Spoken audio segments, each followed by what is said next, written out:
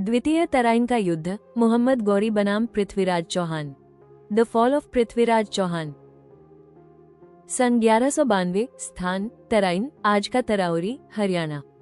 यही एक साल पहले 1191 पृथ्वीराज चौहान ने मोहम्मद गौरी को हराया था। लेकिन ये कहानी यहीं खत्म नहीं हुई। अपमानित गौरी और भी बड़ी तैयारी के साथ लौटा। ये युद्ध सिर्फ दो राजाओं का नहीं, बल्कि भारत के भविष्य का निर्णायक मोड़ था। प्रथम तराइन युद्ध में पराजित होने के बाद मोहम्मद गौरी गजनी लौट गया।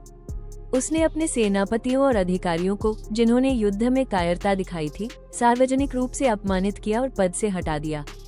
उसने प्रतिज्ञा ली कि जब तक पृथ्वीराज से बदला नहीं लेगा, तब तक किसी भी विलासिता का उपभोग नहीं करेगा। गौरी ने अपनी सेना को नए ढंग से संगठित किया। इस बार ध्यान था फायर पावर, तेज घुड़सवार और कड़ा अनुशासन। दूसरी ओर पृथ्वीराज चौहान पिछले वर्ष की जीत से आत्मविश्वास से भरे थे। उन्हें विश्वास था कि इस बार भी तराइन की भूमि पर विजय उन्हीं की होगी। युद्ध की तैयारी। तराइन का मैदान फिर से रणभूमि में बदल गया।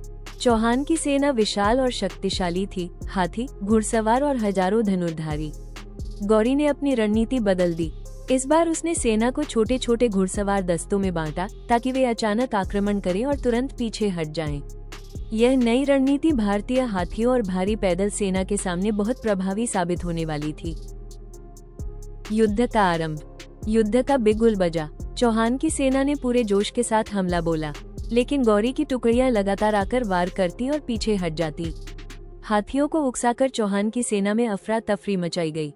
धीरे धीरे भारतीय सेना थकने लगी, जबकि गौरी की हल्की और चुस्त घुड़सवार टुकड़ियां युद्ध क्षेत्र पर हावी होने लगी। निर्णायक क्षण। जैसे जैसे युद्ध आगे बढ़ा, गौरी ने अंतिम और निर्णायक आक्रमण का आदेश दिया। उसकी घुड़सवार टुकड़ियों ने चौहान की सेना को चारों ओर से घेर लिया। कई राजपूत सेनापति रणभूमि पर वीरगति को प्राप्त हुए। वीरता से लड़ने के बावजूद चौहान की सेना बिखर गई। आखिरकार पृथ्वीराज चौहान हार गए और मोहम्मद गौरी विजयी हुआ। पराजय और परिणाम। पृथ्वीराज चौहान को बंदी बना लिया गया। दिल्ली और अजमेर गौरी के अधीन हो गए। यहीं से उत्तर भारत में मुस्लिम शासन की नींव पड़ी, जो आने वाली कई सदियों तक कायम रहा। महत्व और सीख।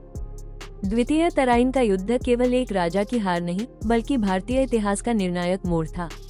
ये बताता है कि सिर्फ साहस काफी नहीं होता, बल्कि रणनीति और एकता भी उतनी ही जरूरी है। पृथ्वीराज चौहान का साहस और शौर्य आज भी अमर है। लेकिन ये युद्ध हमें ये सिखाता है कि जब भारत बंटा हुआ था, तब बाहरी आक्रमणकारी इसकी सबसे बड़ी कमजोरी का लाभ उठा सकते थे। समापन। ये थी कहानी द्वितीय तराइन युद्ध की, जहां मोहम्मद गौरी की रणनीति ने पृथ्वीराज की वीरता पर विजय पाई और भारत का इतिहास सदा के लिए बदल गया। इतिहास के महान युद्धों की रोमांचक कहानियां जानने के लिए हमारे चैनल को सब्सक्राइब कीजिए। वीडियो को लाइक और शेयर करना मत भूलिए। Thanks for watching.